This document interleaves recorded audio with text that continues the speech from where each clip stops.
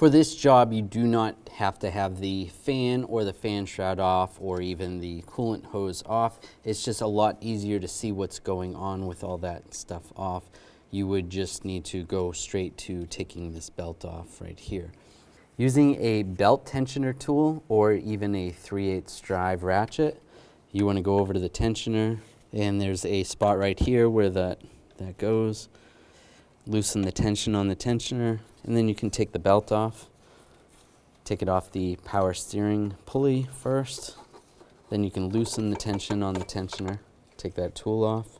Take the belt off the alternator, off the idler pulley, off the AC compressor, off the water pump, and then off the crank pulley.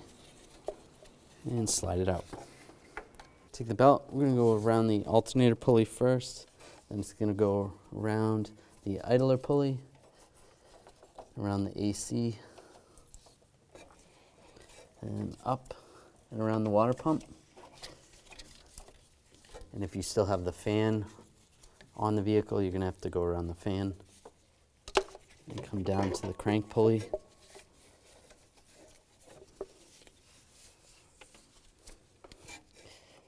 And over the tensioner pulley, and then we're just going to hold tension over here. Just double check everything, make sure it's all lined up correctly. That looks good. You take your belt tensioner tool or a ratchet.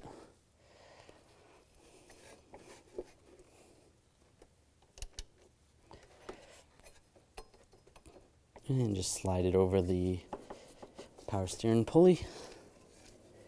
Let off the tensioner and double check, make sure it's around everywhere. That looks good.